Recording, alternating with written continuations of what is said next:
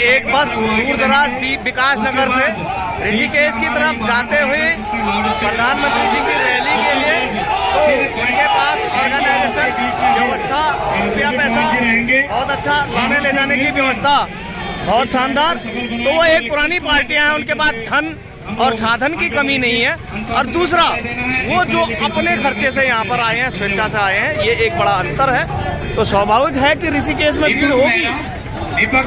हर गली मोहल्ले, हर क्षेत्र से बसें लगाई गई हैं, चाहे वो कोई सवारी लेके जाएं, लेकिन जा रहे हो रहे हैं। तो ये फर्क होता है पुराने ऑर्गेनाइजेशन का, जिनके पास साधनों की, ऑर्गेनाइजेशन की बनावट, सेटअप की कोई कमी नहीं है। और दूसरी ओर आप देख पा रहे हैं, ये एक गरीब सांसद की साधारण रैली, तो अनुमान और मोदी ने ये गारंटी दी थी और इसे पूरा करके दिखाया। ये कांग्रेस थी जो कहती थी कि 1 रैंक 1 पेंशन लागू करके हम पूर्व सैनिकों को 500 करोड़ रुपए देंगे।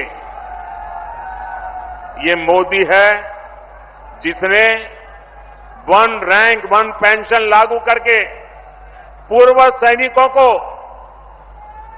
1 लाख करोड़ रुपए से ज्यादा उनके बैंक खाते में पहुंचा। का मान ऊपर ना निकले, उनको सब कुछ पता है। तो आप भी अगर मोदी गवर्नमेंट बनती है तो आपको उम्मीद है कि कोई सुधार होगा? नहीं, सुधार की कोई गुंजाइश नहीं है। मैंने व्यक्तिगत तौर पे मोदी जी से मिल करके ये समस्या रखी थी कि पहले आप इस देश से भ्रष्टाचार खत्म करो, और सबसे ज्यादा करप्ट हमारी इंडियन आर्मी में है और उसमें अफसरशाही में है। जी, उत्तराखंड में भी 1 रैंक 1 पेंशन के 3,500 करोड़ रुपए से ज्यादा सैनिक परिवारों को मिले हैं। जवान जागरूक हो चुका है। आपको पता है, अफसरशाही, मोदी जी कहते हैं हम अंग्रेजियत खत्म करेंगे। हिंदुस्तान के जो आज ऑफिसर हैं वो उसी अंग्रेजियत में जी रहे हैं। ये आप भी जानते हैं, मैं भी जानता हूँ और पूरा हिंदुस्तान जानता है। लेकिन उन्होंने आज तक कभी भी अपने से निचले रैंक के लिए नहीं सोचा है, और ना ही इसके ऊपर मोदी जी कोई एक्शन कर रहे हैं। जंतर मंतर पिछले 2 साल से हम लोग जंतर मंतर पे धरना दे रहे हैं। तो मांग ये नहीं है कि ओआरओपी का पैसा नहीं दिया गया, मांग ये है कि दिया किसे गया। आप देश के प्रधान थे, बांटा कैसे गया, सवाल वो है। सीसीएस की परिभाषा 1 रैंक किसकी है? काउंटर पार्ट्स जिनके आज 40 इंक्रीजमेंट है, कम से कम 24वें इंक्रीजमेंट पर तो लगाते। तीनों फोर्सेस को भी एक साथ क्यों नहीं किया गया? क्योंकि उनकी length of service navy air force की ज्यादा होती है, आपको थल सेना के लिए ज्यादा देना ना पड़े। इसलिए विसंगति भरा ओआरओपी किसकी जेब में गया? 57 से 60 साल नौकरी वालों को लागू ही कैसे हो गया? प्रश्न ये है, प्रश्न ये नहीं है कि नहीं दिया गया। उसके अलावा सीसीएस के 7वें पे कमीशन की जो विसंगतियां थी, वो उनका सुधारने का जो वादा था, सबसे कम लोएस्ट स्केल केवल 14% वेतन ही क्यों बढ़ा? सिपाही का ग्रेड एक भेड़ चराने वाले सहपर्यवेक्षक रैंक से नीचे क्यों करा गया? जेसीओ आज भी नॉन गजेटेड स्केल में क्यों है? एक बढ़िया स्केल के साथ, एक बढ़िया मापदंड के साथ क्यों नहीं पे पेंशन का आकलन किया गया? नया पुराना एक ही रैंक। ऑफिसर्स का तो ठीक है, आज 13 साल में लेफ्टिनेंट कर्नल बनते हैं, पहले 18 साल में मेजर बनते थे। उनका तो रैंकिंग फास्ट प्रमोशन 3 गुना हुआ।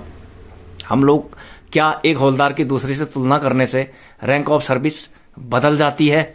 नहीं, आपने तीनों फोर्सेस को शामिल करना था, डायरेक्ट एंट्री को शामिल करना था, स्पोर्ट्समैन जो नेशनल खेलते हैं उनके इंक्रीजमेंटों को मिलाकर शामिल करना था, और सबका अध्ययन करके ज्यादा नहीं, जो डिफेंस के 24 इंक्रीजमेंट है उस पर देखना चाहिए था। और साथ ही सीपीसी में जो विसंगतियां पे कमीशन की हैं, 7th पे सीपीसी की, एमएसपी की जो विसंगति है उसमें एमएसपी ग्रेड और एमएससीपी की जो बड़ी विसंगतियों के साथ साथ फैमिली पेंशन हो या फिर ऑर्डिनरी रैंक आफ्टर रिटायरमेंट, या और भी कई मांगे जैसे जो रिजर्व फोर्सेस हैं पहले गए हैं, या डिसेबिलिटी की, इस तरह की मांगों पर ठीक से विचार नहीं किया गया। मांग वो है, यदि पैसा आप 100 करोड़ दे चुके हैं, जिसमें से 3,500 करोड़ आप उत्तराखंड की बात करते हैं, तो ये पैसा देश का ही तो बर्बाद हुआ और मांग ये रहेगी, आगे भी रहेगी। लेकिन उम्मीद नहीं है, क्योंकि आप खुद कह रहे कि मैंने दे दिया, इसका मतलब जो देना था दे दिया, अब कुछ नहीं मिलेगा। इसी बात का संघर्ष और नाराजी है।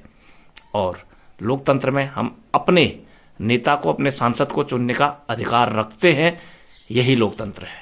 इसलिए सैनिकों का लक्ष्य ये नहीं होना चाहिए कि दिल्ली की गद्दी पर कौन बैठेगा।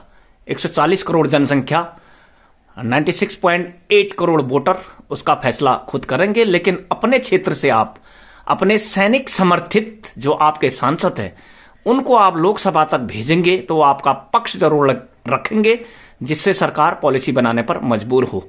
सैन्य बहुल क्षेत्रों, राज्यों से मिनिमम कम से कम 5 से 10 सांसद भी लोकसभा पहुंचते हैं तो इन मांगों पर विचार होगा, उच्च स्तरीय जांच होगी, आपके सुझाव आमंत्रित किए जाएंगे और आपको न्याय और अधिकार जरूर मिलेगा। ऐसा मानना सैनिक दलों का है जो विरोध में है। इसलिए सत्य को समझिए और अपने काबिल सांसद का साथ जरूर दीजिए। तो बने रहें विजय पथ के साथ। धन्यवाद, नमस्कार, जय हिंद, वंदे मातरम।